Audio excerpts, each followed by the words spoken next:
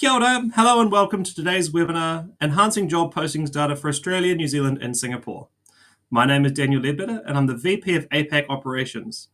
I'm very excited to introduce you today to the new data version which, as we'll discover over the course of this webinar, is a fantastic step forward to job posting classification and analysis.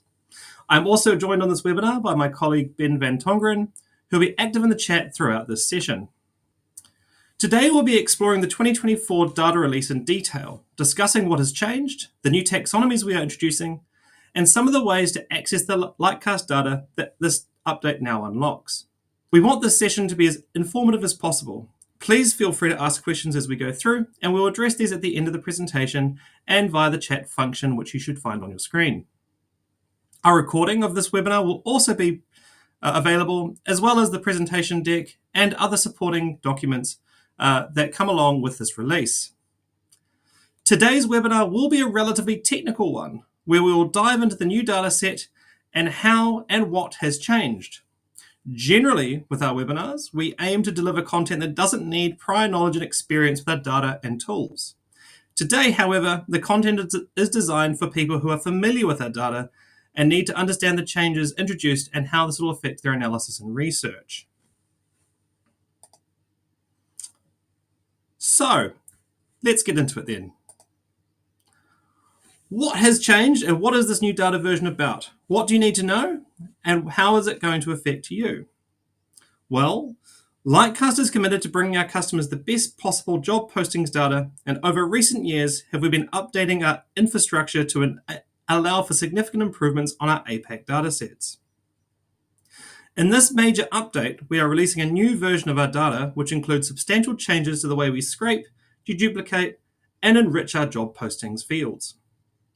This is an important step in the development of the APAC dataset as it brings these data sets into alignment with our overall global data, in terms of both taxonomies as well as in terms of methodologies. We'll unpack this a bit more as we go through, but it's something certainly to keep in mind that this is a very large update to be unpacking.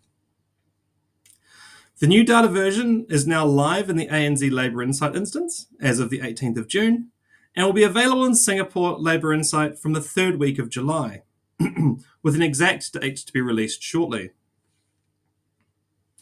This update represents the culmination of many years of work behind the scenes, and thanks should go to our wider community for their feedback as well, as this has helped shape many of the data updates we're able to release today. Without further ado then, let's dive into some of the details that this release brings. The most significant changes are to our skills and occupational taxonomies. Let's deep dive into our skills taxonomy first. With this update, we introduced the Lightcast skills taxonomy to the APAC datasets. This is a significant improvement on our older burning glass taxonomy, as the new taxonomy represents a deepening and sharpening of our skills classification. For example, under our old data version, we held approximately 18,000 skills in the classification, whereas the new taxonomy contains over 32,000 skills. This number also represents certifications and licenses, which we now need to include in our broader skills taxonomy. Similarly to our older taxonomy, the new skills taxonomy also contains metadata tags such as those indicating if a skill is a specialized skill, a common skill, or also known as baseline, or a software and programming skill. Please note that these tags have been updated with the new taxonomy, and so even if the skill has the same name as the old taxonomy, some of the metadata associated with that skill may have been updated. There are 32 thematic skill categories and over 400 skill subcategories. These new names are equivalent to the old skill clusters and skill cluster families. Expanding on the idea of skill categories and subcategories, we can take the example of architecture and construction skill category. This skill category splits into a number of subcategories, including interior design, roofing, and insulation. Taking the interior design subcategory, we can then break this down to the individual skill names that feed into this. Skills such as 2020 design software, floor planning, and window treatments, for example. Using this hierarchy, therefore, is similar in many aspects to our older taxonomy, but significant improvements have been made in how skills are grouped together. A new clustering model has been implemented, as well as a significant amount of customer feedback and research to improve how each skill is clustered. In addition, all skills are now associated into a skill category or subcategory. This is a significant improvement over the older taxonomy, where only the most popular skills were clustered. As all skills are now associated into a category, stronger analysis can now be undertaken using these levels of the taxonomy than was previously possible. Let's take another skill category as an example to further illustrate this new skills taxonomy. This time, let's consider the skill category Energy and Utilities. This skill category is really useful in conducting research into the renewable energy sector as an example, as we can track the various skill subcategories and then their constituent skills that are vital to this emerging sector. For example, a number of different skills in solar and wind power are tracked separately as both subcategories as well as individual skills. In using the new skills taxonomy then, we can actively track the demand for different types of energy skills across the market, both locally as well as internationally, at the level of granularity relevant to our individual research needs. The other major advantage of this new taxonomy is that we've made a commitment to be open with this taxonomy. With the Open Skills Library, we offer the skills taxonomy as a common language that anyone can adopt and use. We actively encourage organisations to standardise their skill names to ours so that we can all use the same terminology when discussing skills within the labour market.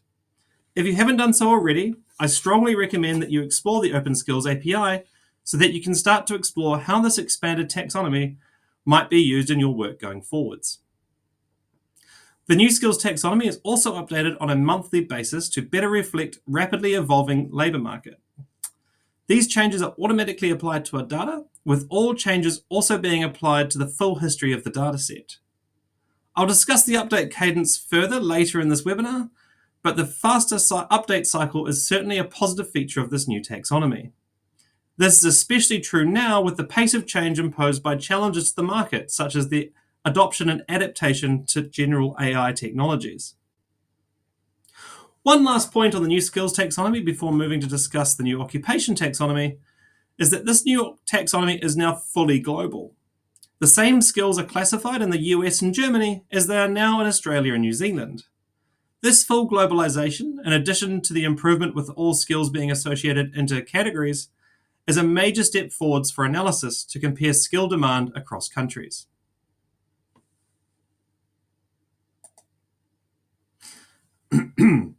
Not only have we made significant improvements to our skills taxonomy, but we've also introduced an updated occupational taxonomy in the form of Lightcast Occupations.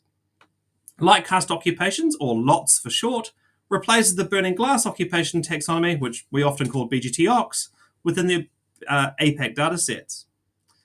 The new LOT taxonomy is broadly similar to the burning glass taxonomy in that many of the occupations will seem familiar to you.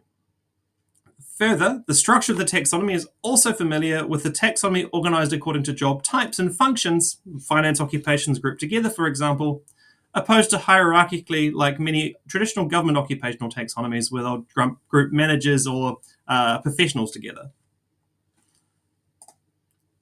The biggest advantage to the new LOT classification is the introduction of specialised occupations. These are more granular occupational concepts that sit below the level of LOT on the occupational taxonomy hierarchy and offer a new detailed occupational lens to view the data through. Many of you may have heard me speak about specialised occupations before and the advantages they bring. It is great to now have this level of occupational classification available within the APAC datasets. In terms of occupation size, we have 27 career areas. We have more than 180 occupational groups, just over 780 different occupations, and then more than 1,900 different specialised occupations. So certainly a lot of granularity to be digging into. What this means is the Lightcast Occupations offers an incredible granular view on the world via specialised occupations while still controlling for job title variations across organisations and geographic boundaries. Let's take an example to show how this granularity works in practice. For the career area IT, we can move through the taxonomy between different levels, seeing how each level relates to each other. In this case, we can see the demand for iOS developers as distinct from Android developers, and we can see how these specialized occupations relate back up to the occupational concept, the occupation group concept, and then back finally to the career area. Taking another example from the IT sector, and this time drawing results directly from the new Labour Insight data, we can see that the largest occupation in demand in the IT family is for software developers. If you work in this field, you might tell your older grandparent that you work with computers, which would be the occupational family. Try as I might, I've never been able to develop an elevator pitch to describe my work, for example, to my 90-year-old grandmother that which you'll understand with all the best intentions other than he works with computers. You might write software developer, which would be the occupation, on a census form as it's the closest match to that classification system. However, these are higher level descriptors that, while perhaps audience appropriate, do not fully actually describe the role that you undertake. To your peers then, you might be much more likely to introduce your role using something like a DevOps engineer, or another one of the specialized occupations listed that best fits your specific role. The introduction of specialized lots to the data, therefore, better matches and describes the specifics of roles as they exist in the market today. This is an exciting new level of specificity, as we can now use this level of occupational granularity to answer research questions that were previously challenging to address. For example, we can now see the level of demand for specific types of software developer and answer questions such as, what specific skills do solutions architects need in contrast to application architects? And what software developer specializations pay the most in specific regions compared to relative levels of demand? The additional analysis and research questions unlocked with the introduction of specialized lots are truly exciting, and I look forward to seeing more of these research questions coming through in the data. Finally, and again similar to our skills taxonomy, the lot taxonomy is also available publicly, and we encourage its use across organizations. It's a great tool not only for market research, but also for thinking about talent architecture, internal role standardization, and as a common language taxonomy to describe the market across geographic boundaries. Please feel free to explore this further by using the link provided, and I welcome your feedback on the taxonomy in general. Outside of the changes to skills and occupations, we've also made a number of other improvements to our data elements within the dataset, as well as tweaks to some of our data cleaning methodologies. Firstly, however, I acknowledge that it's been a while since we've done a major update such as this. In addition to the work on taxonomies, we've also made significant improvement to our underlying infrastructure. From this update forward then, the APAC datasets will be updated on a monthly cadence, consistently with all of our other datasets around the world. There are a number of benefits to this new cadence. Firstly, the update cycle means we can always have the best reflection of a rapidly evolving labour market, fully tracking new and emerging skills. This is increasingly important in the age of AI disruption. Secondly, we can make improvements to the dataset on a known and expected basis. This known cadence means researchers and analysts using the data can have the confidence that their findings are always generated based on the best available data at that time. Something to note is that all data is reprocessed each month, so that no artificial breaks are created within the dataset. If we added a new skill to the taxonomy, for example, the system will consistently tag that skill throughout the historical dataset as well as in the ongoing data so that a full picture of demand can be derived. The best way to keep apprised of these changes, other than by meeting with Ben and I, is by subscribing to our status page via the link supplied. By subscribing to these alerts, you will have relevant information sent directly to you, including when different data points are updated, as well as reports to any other changes that might affect the data. I strongly encourage you to subscribe to the datasets that are relevant to your research so that you've always got the latest information available. Another improvement introduced to this data update are changes to our deduplication algorithm, as well as tweaks to the job posting exclusion rules. The most significant of these is a move to a 30-day deduplication window for the ANZ job postings data. This brings the region into alignment with our global deduplication process and is a significant step forward in the processing of this data. In addition, we've also tightened our exclusion list rules, which means we've got more robust cleaning steps within the data set to remove those unwanted postings and noise from the data. These changes have resulted in an overall volume shift that mean you will see different absolute volumes for the same time period when comparing the older data versions to the newer data version. In practice, the new data version should be considered a series break. Downloaded data should be updated to the new version to be consistent. Analysis should not be conducted across data versions. Rather, any research should only use a single data version. To label this point even further, if you have downloaded and stored data, please consider refreshing this to the new data version at your earliest convenience. All data within Labour Insight and our other live data delivery methods we offer is of the single version from that point of the data update. Okay, we have also taken the opportunity to update a number of our other data elements. These include company names, titles, location, skill projections, and work from home data elements. Moving through these changes, let's take employer first. We have broadened the concept of employer and companies to include recruiters and other employer intermediaries. These changes give a broader view of the employment market and allow users to track postings via recruiter name, for example, to address questions like, what roles is Hayes currently advertising for? You can exclude these results, however, from your analysis by using the toggle on all employer reports as indicated here. Job title has also been updated. Under the previous data version, we displayed a cleaned job title within reports. This update introduces the Lightcast title taxonomy, which is a public standardized title taxonomy for English language job postings. This new title taxonomy offers greater standardization for job titles and is publicly available again, similar to our occupational and skills taxonomies. If you follow the link, you'll also come across a standardization API input where you can put your job title in to see how our system would standardize that into the Lightcast titles taxonomy.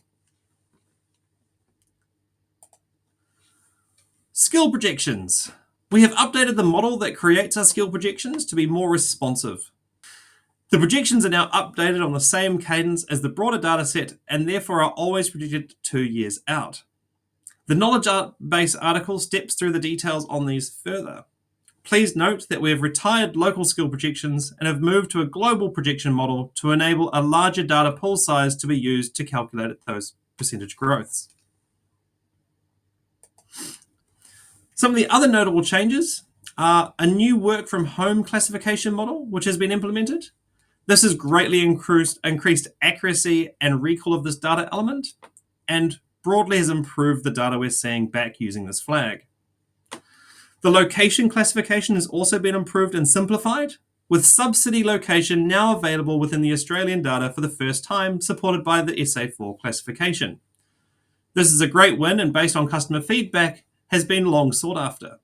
We can now look, for example, at sub-city locations in Sydney and compare the demand in, say, inner Sydney to Parramatta.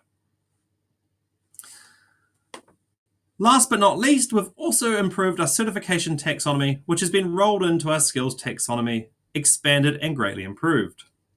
Standalone certification reports in Labour Insight have now also been retained, along with a certification flag which has been added in our top skill reports. In other words, there's 2 ways we can now get into our certifications data in Labour Insight. Great, well that's an overview of what has changed. Now some of the other exciting things that these changes have enabled. Primarily, with the change in the back end, we are now able to share and dashboard our data with greater ease. Firstly, we can show this data via dashboard solutions via our eImpact partnership. Please reach out to Ben or I to discuss this in greater detail, but this is certainly a great way to access the data outside of the Labour Insight platform and to do a lot of the manual work that you might be doing, but in a more scalable and automated way. Also empowered by this update are our new data share with direct data access products. We are now able to make this data available in places like the Snowflake Marketplace, where users can come along and directly integrate with this data set and bring our data into your own environment.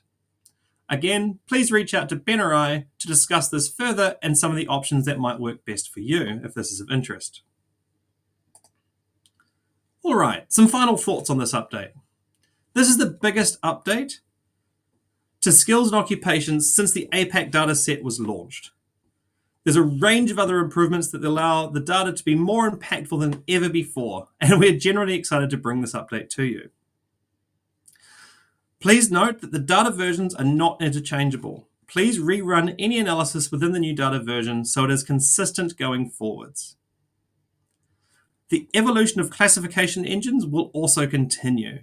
Our new back system architecture enables faster and more continuous improvement than has been previously possible.